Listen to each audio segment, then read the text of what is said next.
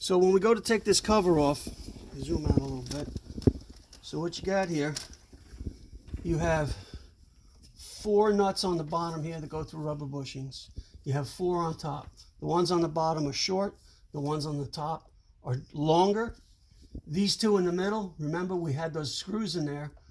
This is where those grounding wires went. These 2 on the ends are just plain nuts. In the back, let me go over here first. In the front here, you have 1, 2, 3, 4 bolts that actually go in. They're part of the cover that go into the manifold. And you have 1 in the back that's kind of countersunk. You're not going to see it. You're going to have to feel for it. It's recessed down into the hole, to the cavity right there. So again, 4, 4, 1, 4. 13 altogether. When we go to take them out, they are 10 millimeter. It's just a regular socket,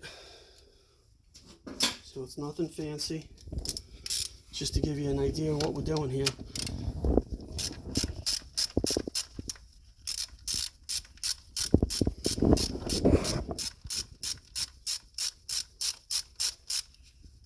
Just so you can see what it looks like. Again, you have a stud sticking up, and this is the nut that goes on. This is the longer one. When I say the ones on the bottom are going to be a little shorter. All right. Be careful of these rubber grommets. If you are taking this off for the first time, you're going to want to remove these, but be careful. If you can leave them in the cover for now, by all means leave them. What happens is they become very brittle. The pieces will break off and fall into your engine. Not a catastrophe, but you're not exactly sticking a magnet in there to find them. You basically have to fish around with your fingers and hope that you get it all out and blow it out. So I highly recommend, if you can leave these in place without disturbing them, again, on an older repair, by all means do so.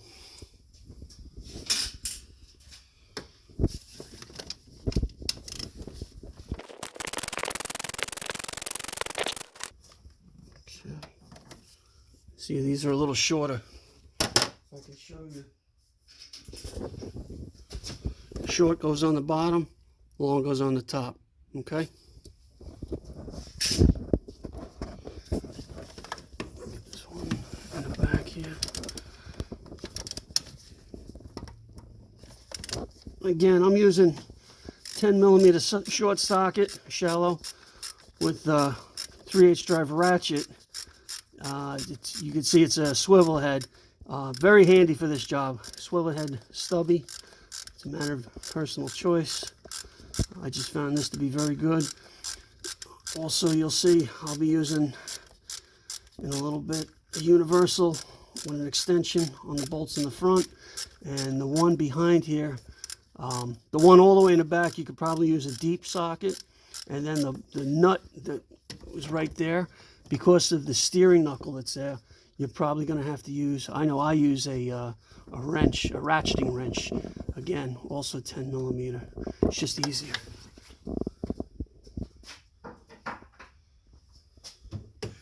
Again, 10 millimeter. Just lean this back there.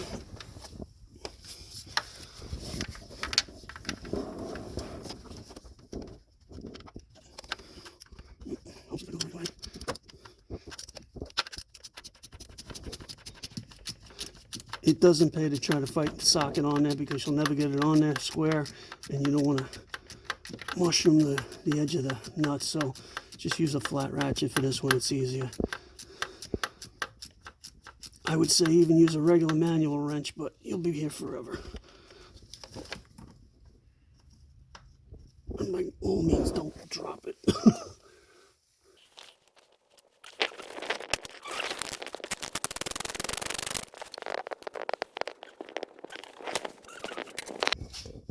Again, 10 millimeter deep socket. Climb up there in the back and get that bad boy in the back. That you're gonna have to feel for it. It's right around where those sensors were. And bear with me a second here, folks. There you go.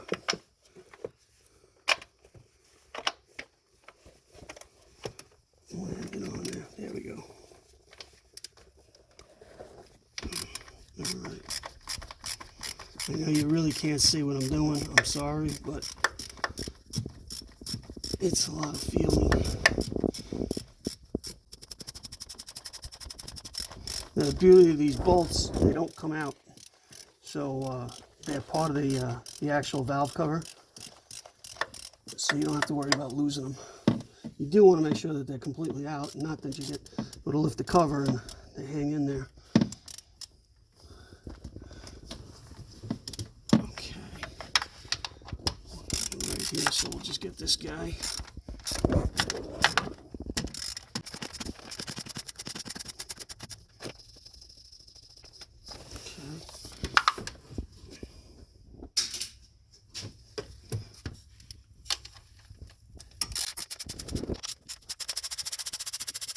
Remember, these two in the middle here, next to the solenoid, next to the servo motor, have the threads on them.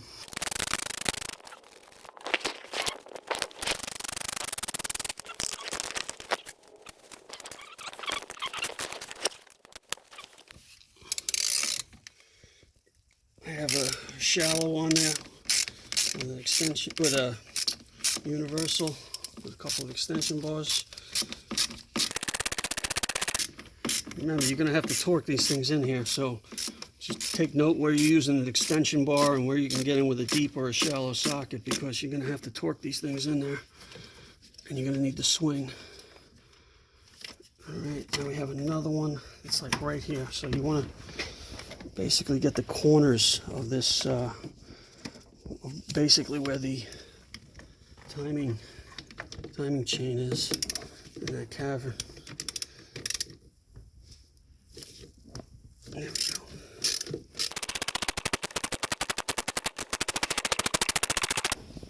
Okay.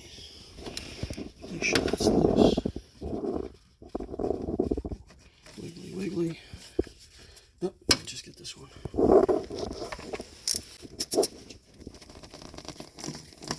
Alright, you can actually hear the covers getting loose because you get that hollowy sound.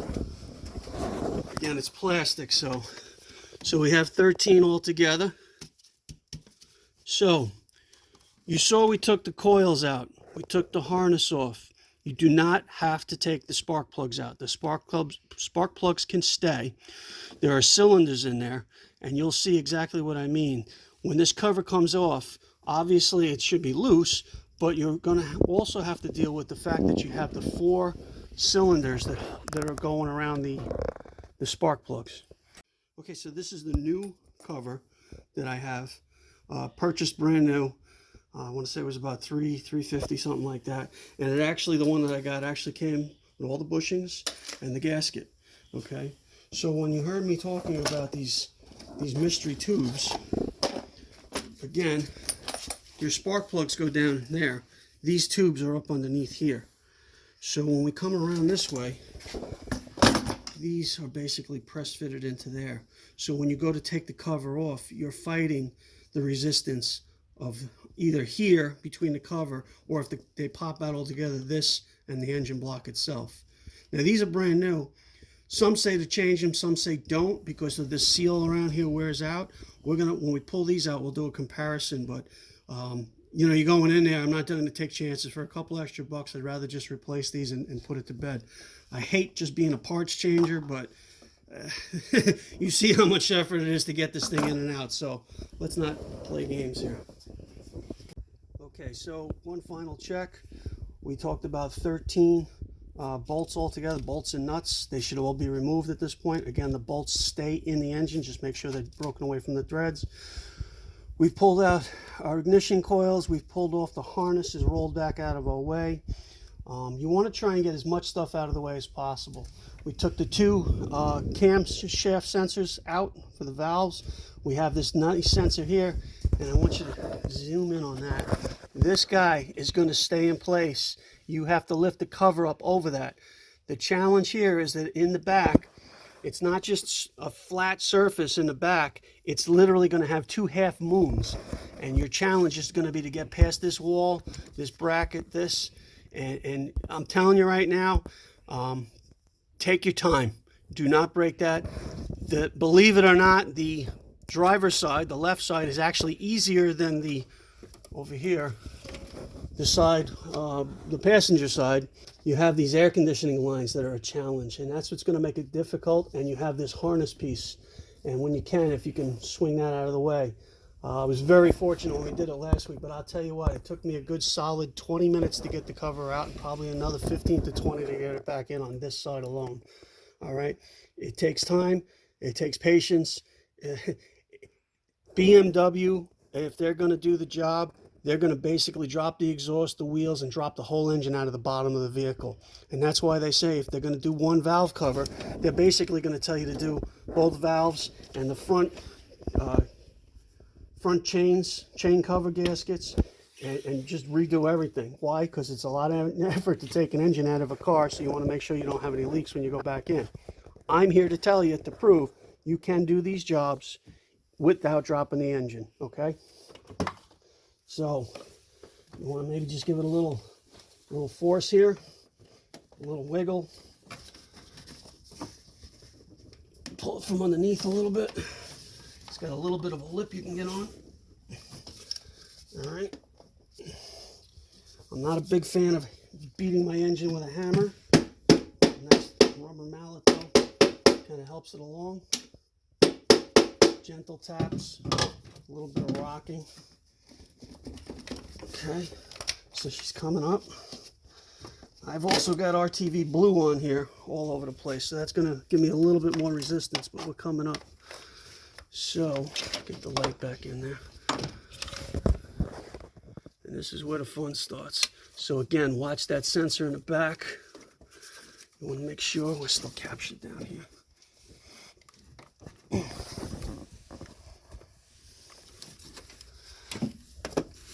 Okay.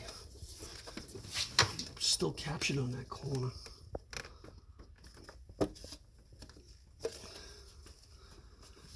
And remember I said make sure your bolts are all out. And I'm wondering if this bolt is still captured back here. Trying to feel around for them.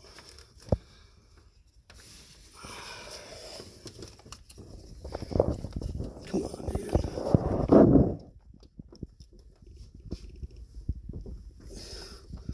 Yeah, she's still captured.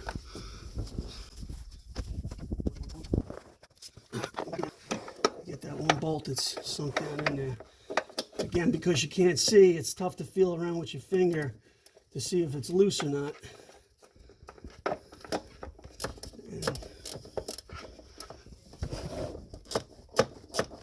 And again, if you don't get it all the way out of the threads, she's going to hang in there.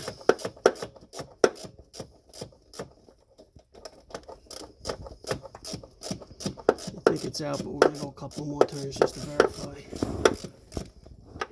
Not the easiest place to get to. There we go. Watch that. She stays, see? Okay, so now we come straight up. Now, see if you can get him behind me. If you look all the way down in there, you should be able to see. You see those sleeves? See that round thing? One is sticking to the cover. All right, so that's probably going to fall off. The other one stayed in bed and stayed intact. I don't know if that's part of our problem, but we'll see. So again, as we lift, you want to lift it up past the fuel line. Let me switch again.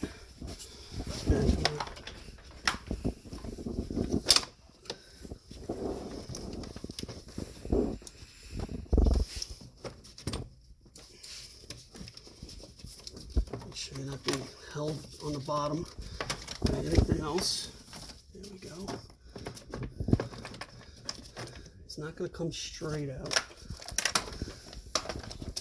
You're going to have to do some twisting and dancing. Okay. So if I twist it around, so I am coming here. Can you see? You can see I got RTV blue on that sensor. I don't know if you can really see it in there. No, you want to get back to that sensor. All the way in the back. I don't think you can see it. There you go. Keep going this way. All right. You see where that RTV blue that's where we're looking to go. You can see that sensor right there. He's got to stay.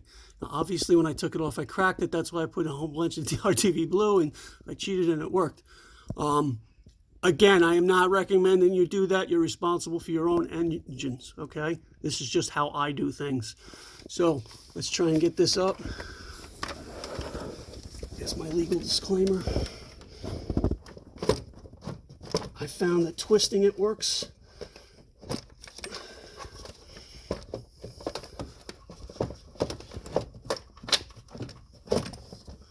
A little pivot there.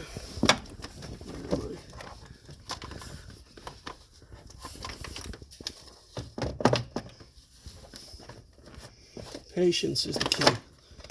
Patience. Take your time. Bob's your uncle. All right, let's get this on the floor here. So again, you want to make sure this guy's good. You can see where I had cracked it. It didn't break it, but it did crack it. So I had to put some RTV blue on it. These cylinders I'm talking about, you see one, number two, I should say number 5. This one came out. We're going to replace these anyway, but they go in there like that. We're going to pull that out. Number 7, number 8. So the leak that I was finding was for some reason down in this area right here.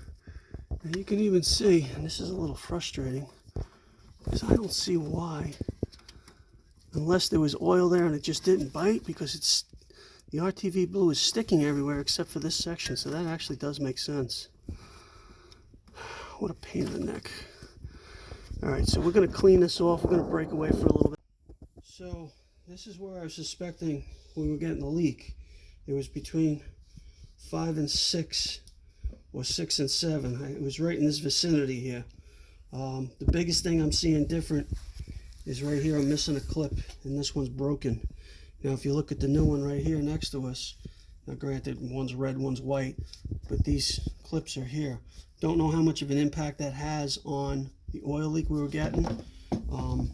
The RTV blue wasn't really sticking to the engine over there, so maybe there was oil on it when I put it on. I don't know. Another key thing is when you go to put these together, you see how I have white silicone type of sealant? That's what BMW recommends in the Bentley book. I have some tubes. I was using the RTV blue to stop and just assure that we didn't get anything, and I think we're good. It also helps hold this new gasket in place. So on the new one, we're going to put it in these corners, and that's where it's known to leak on these gaskets. Not where I have a leak for whatever reason. And I'm wondering if it's an operator error that did that. Regardless, the covers look the same. The other big difference was we talked about these tubes. So this one came out of here. This was the number 6 tube. I'm just going to replace them. I don't know if there's a concern with these things wearing down. Is something just not lining up right? Okay, so better safe than sorry. We'll just change these out as well. Okay, so upon a little analysis here, when I put the cover on last time, I was saying it was leaking in this vicinity here.